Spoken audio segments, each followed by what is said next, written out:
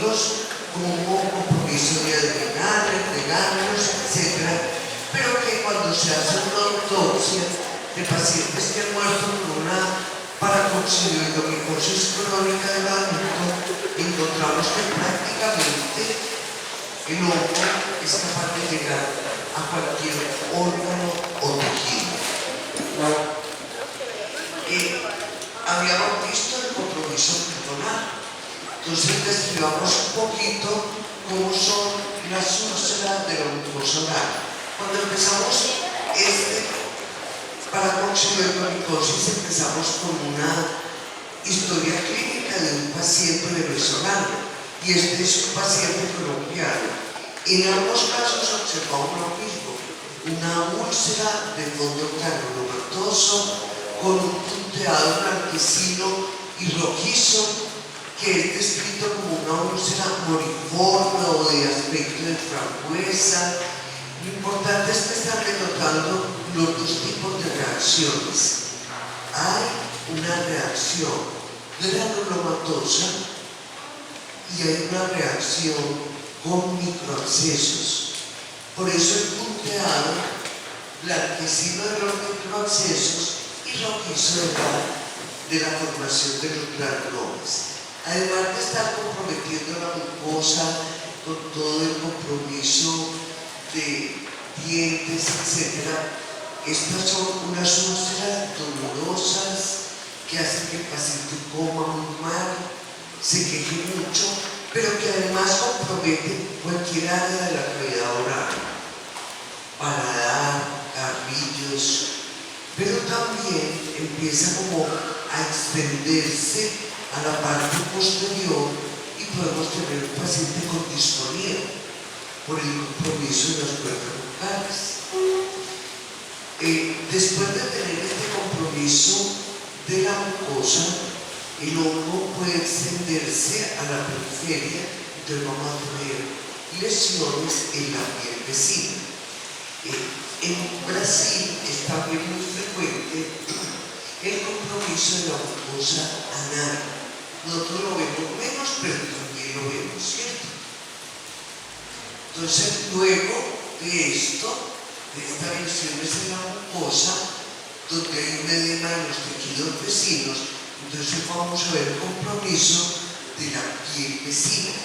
Y ese compromiso puede caracterizarse por úlceras de aspecto granulomatoso, con costras o lesiones nodulares de aspecto verrucoso, vienen aquí costras, tienen una pérdida de parte de ese tejido. Y de nuevo, lo mismo que ocurría en el pulmón va a ocurrir en la piel, y es fibrosis, una marcada fibrosis de los tejidos comprometidos. Entonces, nódulos, placas o úlceras, siempre de aspecto granulomatoso, y superficie que puede ser la úlcera misma o superficie verrucosa monstruosa. Después de la frecuencia o después de frecuencia de las lesiones de la piel alrededor de los orificios, vamos a tener lesiones en las extremidades, especialmente extremidades inferiores. Pero miren estas úlceras, tienen aspectos muy variados. Si uno ve estas úlceras, puede pensar fácilmente en una esporotricosis o puede pensar en una leishmaniosis, pero si ve estas, podría pensar en un espinocelular o úlceras por compresión, por problema vascular. Entonces, el aspecto mantiene ese aspecto granulomatoso, pero la ubicación y la distribución de las lesiones en general es difícil. Es difícil que usted no solo ve esta úlcera de la paracoxidomicosis. Usted tiene que pensar en el paciente y muchas veces entonces va a encontrar otros compromisos, por ejemplo adrenales o muy frecuentemente compromiso pulmonar. Pero aquí tienen un cuento mejor que el mío. con un aparatico que estoy a punto de decomisar. Ya. Vinimos a clase, ¿cierto? Entonces por lo menos no me distraigan a mí. Entonces este hongo, ¿se acuerdan? Las autopsias. Y los adultos no es muy notorio en la mayoría de ellos grandes adenopatías, pero se pueden encontrar adenopatías y algunas veces de ellas supuran, como se ha encontrado en la tuberculosis, y también podemos encontrar hepatoesplenomegalia y muchas adenopatías pequeñas cuando se hace esa autopsia. Si ustedes recuerdan, miren todo lo que era el compromiso de ganglios cuando se llega a la autopsia. Entonces, este es un hongo que tiene apetencia por el sistema reticular endotelial. Pero ¿qué ocurre? En el adulto la mayor manifestación va a ser pulmonar, va a ser de úlceras en mucosas, en piel, compromiso de adrenales y muchos otros lesiones. Otra de las formas de esta micosis han sido las secuelas, y las secuelas se encuentran en todas las formas clínicas, y estas secuelas comprometen principalmente fibrosis. No es una micosis donde sea frecuente, es muy extraño encontrar calcificaciones, pero muy frecuente y muy temprano la fibrosis, que puede progresar hasta un daño ya pulmonar mayor. El compromiso de adrenal es muy frecuente. Sus prontopsias se pueden encontrar hasta un 90%, pero el 48% con una alteración, por ejemplo, en la función, pero para llegar a un Addison solamente se puede encontrar en un 5 al 9%. Nuestro primer paciente primero manifestó el Addison, o por lo menos estaba siendo tratado para un Addison, y después apareció la lesión de las mucosas. En él no fue muy obvio el compromiso pulmonar. A veces es que el paciente no lo relata, así como soy fumador, siempre toso y me da gripita con mucha frecuencia, porque soy campesino y me levanto a las 3 de la mañana, llueva o truene. Entonces, él considera que eso hace parte de su historial y no siempre lo manifiesta. Entonces, ustedes tienen que hacer la pregunta. ¿Se acuerdan que las cuerdas vocales también pueden estar comprometidas? La tráquea, hay obstrucción de canales linfáticos, y si esto es a nivel mesentérico puede haber depósito de líquidos y mayor compromiso, con una ascitis a veces muy evidente, no siempre, pero esto último es mucho más frecuente en niños que en adultos, como un compromiso muy notorio. Miren que la fibrosis puede acompañar cualquier tejido, y este señor ya es incapaz de llevarse una cuchara grande a la boca. Entonces, la evolución y el no haber sospechado la fibrosis a tiempo va a dejar secuelas en todo nivel. ¿Qué pasa con los niños? En los niños, el compromiso más llamativo es a nivel del sistema retículo endotelial o fagocítico mononuclear. Es lo más llamativo. En los niños, pocas veces hay manifestaciones pulmonares.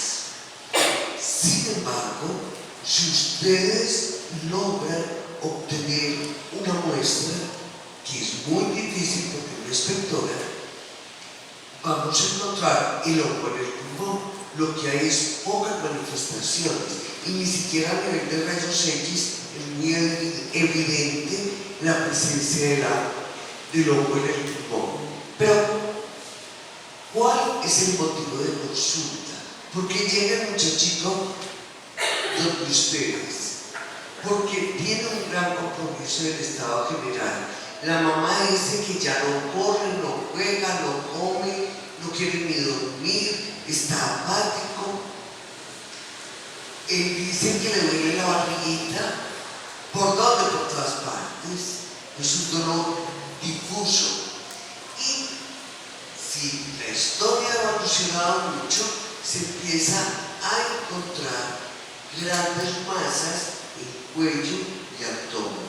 Y mucho menos frecuente, pero también puede aparecer lesiones en la piel o algunas manifestaciones de ictericia por el compromiso hepático y otros. En algunos hay hasta desprendimiento de retina. Mil cosas pueden ocurrir con compromiso del sistema nervioso central y de todo lo que quieran. Pero ustedes lo van a examinar y ya no van a decir que la barriguita ni nada por el estilo, sino que ustedes encuentran que hay múltiples adenopatías, especialmente cervicales, masas abdominales multilobulares, pero piensen que todo esto va a empezar a través del tiempo a dejar secuelas. ¿Se acuerdan las citis? Y puede llegar a producir obstrucción intestinal. También hay hepatoesplenomegalia, pueden aparecer lesiones en la piel de aspecto nodular, de aspecto descamativo, úlcero-costrosas. El estado general es, el pacientico está en malas condiciones, anemia, pérdida de peso y alteraciones en la médula ósea. Cuando ustedes ordenan un hemograma, hay hemoglobina bajita, hay un recuento bajito de leucocitos. Entonces, hay compromiso también de la médula ósea. Miren este niñito con las grandes adenopatías y ya este con las lesiones en la piel. ¿Cierto? Es una forma aguda o subaguda y se cree que esto no es una reactivación endógena, sino que esa primoinfección continúa y se hace de una forma progresiva que no se hace latente o silente en ningún momento. Es la forma más grave, tiene un curso corto y de meses. Se presenta en menos del 6% de los casos. Algunos, yo les decía que algunos han detectado hasta un 13% de niños, sobre todo cuando el área endémica fue alterada. Y son comunes la desnutrición, la anemia y la depresión de la respuesta inmune celular. Afecta preferencialmente el sistema monocítico mononuclear fagocitario con hipertrofia de ganglios linfáticos, hepato y esplenomegalia. El problema mayor de estos casos es que cuando un niño va a consulta, porque tiene un compromiso con el estado general y múltiples adenopatías, ustedes creen que la primera impresión diagnóstica va a ser paracoxidomicosis. Primero piensa linfoma, leucemias, tuberculosis. Si vive en una zona endémica para leishmaniosis visceral, nada de eso ha funcionado. Histoplasmosis, paracoxidomicosis, si es que lo piensa. Entonces, a veces la cosa es tan tardía que el paciente ya no se encuentra con estas adenopatías, sino que ha llegado a tener un masivo compromiso. Este muchachito tenía 4 de hemoglobina, una alteración severa a nivel hepático, desprendimiento de retina, estaba en pésimas condiciones generales, pero llevaba más de año y medio de hospital en hospital. Cuando los vimos estaba en el hospital San Vicente y habían patinado mucho rato con el paciente.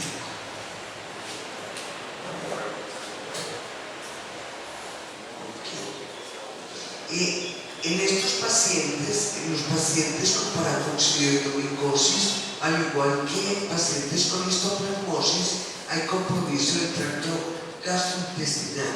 Recuerden que ese es ambiente rico en sistema inmune. Entonces, también va a llegar allá el microorganismo, se va a hipertrofiar y puede llegar a formar úlceras por rompimiento de esos ganglios. ¿Se acuerdan lo mismo que veíamos en la adenopatía del cuello? Puede ocurrir a nivel intestinal. Cuando el muchachito lo que tiene es esto, es difícil también que se sospeche que tiene una micosis. Casi que son hallazgos de biopsia. Y el pulmón, aunque está afectado, es casi siempre asintomático y con muy pocos cambios si es que existe. Pero el hombro se logra aislar de ese ambiente. ¿Cómo hacemos el diagnóstico? Hacer el diagnóstico de paraconchiliomicosis es muy difícil cuando no se piensa. Completamente difícil. No hay nada en la clínica que tenga el letrero.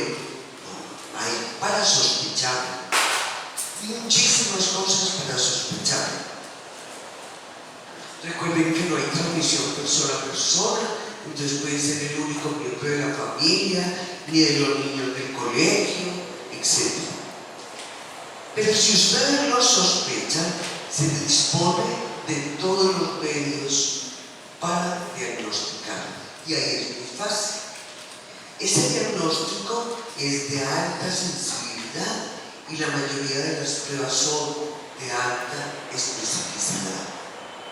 El examen directo permite ver el ojo entre un 70 o un 98% de los casos, porque ese hongo se caracteriza por plastocomídeas grandes que van de 2 a 40 micras y a veces hasta 60 micras, de pared gruesa, con inclusiones intracitoplasmáticas, con multigemación y tamaño muy diverso.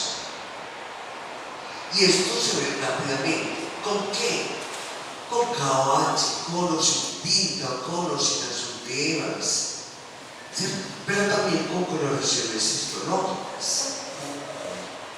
El cultivo es igualmente, es bueno, se disminuye un poquito la sensibilidad porque tarda mucho en crecer. Se demora 4 a 6 semanas. Como aquí tarda en crecer, como aquí puede que el observador no lo encuentre, entonces existe otra serie de pruebas que son la inmunodifusión y la fijación de complemento. Ustedes deben ordenar simultáneamente directo, cultivo y búsqueda de anticuerpos. Estos anticuerpos por inmunodifusión dan origen a la banda 1 y la banda 2, ambas específicas del hongo. La banda 1 corresponde a la unión de esos anticuerpos con el antígeno de 43 kilodaltons, que es específico del hongo. La banda 2, y muy frecuente, casi el 95% presenta banda 1. La banda 2 también es específica, pero solamente se encuentra por ahí en un 30-27% de los pacientes. Si no les parece suficiente, entonces hagan fijación de complementos. En Colombia hacemos las dos a la vez. ¿Por qué la fijación de complemento? Miren que tiene un poquitico de menos sensibilidad, pero es muy útil para el seguimiento. Entonces, como titula, a medida que se hace el tratamiento, uno espera que ese título de anticuerpos disminuya como una respuesta a la terapia. Los antígenos circulantes también, esta montada técnica sirve, pero yo creo que con esta batería tan buena son pocos los casos que van a requerir del antígeno circulante. Ese antígeno circulante se puede hacer para buscar una proteína, un antígeno de 87 kilodaltons o la misma antígeno de 43 kilodaltons. También el PCR, pero en la mayoría de los casos casi que hasta aquí es suficiente para establecer el diagnóstico de la micosis. Miren al examen directo con KOH, sin KOH positiva, o calcofluor o coloraciones histológicas. ¿Dónde la ven mejor? ¿Aquí o aquí? En este centro. Mire, hasta con poquito aumento, gran aumento, con plata metionamina es muy fácil ver el hongo, muy fácil. Ahora, tienen que mirar por todos los campos, porque si miran solamente aquí, pueden que piensen que están viendo o a histoplasma o a criptococo. Entonces hay que recorrer varios campos. En hematoxilina oscila en cuanto difícil. ¿Qué ventaja tiene la hematoxilina? Que nos dice el tipo de respuesta inflamatoria y nos dice que este paciente es capaz o no de hacer verdaderos granulomas, y eso nos habla de su capacidad de respuesta. Aquí ustedes están viendo una blastocomidia o blastomamidias multigemantes de diferente tamaño, y lo primero que a uno se le ocurre es paracoccidioides. Cuando ustedes vean paracoccidioides, tómense la molestia de añadir una gotica de tinta china o nigrosina, porque pueden llevarse la gran sorpresa de que era criptococo. Porque el criptococo, aunque con menos frecuencia, también hace multigenación. Y aunque con menos frecuencia, hay pacientes que hacen células gigantes, mucho más grandes. No son todos los pacientes, pero a este paciente específicamente fue tratado con fluconazol, que no le sirve a un paciente con paracoccidioidomicosis porque no le echaron la tintica. Y entonces hicieron un diagnóstico de paracoccidioidomicosis. El cultivo a temperatura ambiente, si es en un medio ómnico como saurómnico C, nos van a dar hifas infértiles. Si mucho van a haber clavidoconidias. Pero cuando se siembra en un medio pobre, que se me voy a morir y esporula y da conidias que han sido llamadas arreproconidias. Esas conidias son muy chiquitas, de 2 a 4 micras como máximo, y se consideran las partículas infectantes, y con ellas en Colombia se han hecho muchos de los modelos experimentales. Pero esto es difícil porque toma unos 2 o 3 meses en esporular. Entonces lo que uno hace es, cuando empieza a crecer, es una colonia blanquita, chiquita, que se parece a las de los dermatofitos, coge esa colonia y la siembra a 37 grados centígrados, y ya a 37 grados centígrados se va a transformar rápidamente en una levadura que ustedes ya reconocen, una blastoconidia multigemante, ¿cierto? De diferentes tamaños, de pared muy gruesa, fácil de reconocer. Pero en la clase pasada les dije que averiguaran qué era inmunodifusión y qué es fijación de complemento. Lo averiguaron. Pero ustedes están dispuestos al examen ya. No saben qué es inmunodifusión. O basta saber que la inmunodifusión busca la banda 1 y la banda 2, y que la fijación de complemento busca título. Para ustedes es suficiente. Silencio. ¿Eso qué quiere decir? El silencio otorga, es decir, suficiente. Bueno, ¿es suficiente?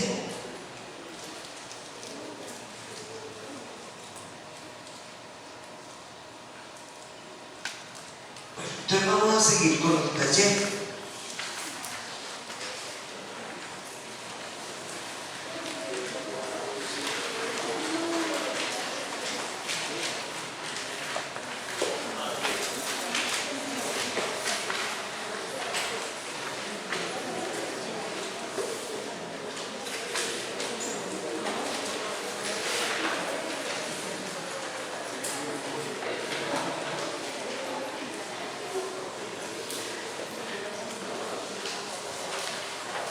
Pero entonces, ¿cuál es la dinámica del taller? La dinámica del taller. El taller tiene como finalidad que cada uno de ustedes se autoevalúe. Nosotros no vamos a recoger el taller, no vamos a calificar taller. Entonces ustedes van a desarrollar el taller, pero ustedes no en grupo, porque cuando vayan a llegar al examen, nosotros vamos a tratar de evitar por todos los medios disponibles la respuesta de grupos. Y vamos a tratar que ustedes hagan un examen individual. Les anticipo que somos muy malas. No hacemos ni uno ni dos modelos de examen, hacemos 3 o 4, pero uno de lejitos lo ve igual. Entonces cambiamos un distractor por otro de tamaño semejante, o le cambiamos a un distractor 2 o 3 palabras que no cambian el sentido, pero que de lejos no sé qué estoy viendo. Porque uno a veces ve que contestan en el mismo orden, contestan la A y sabe que ni la leyeron, miraron y copiaron. Yo no sé cómo hacen. Si es que tienen lentes de contacto especiales, pero hacen muchas cosas, pero nosotras hacemos otras tantas. De manera que esto es a que te cojo ratón, a que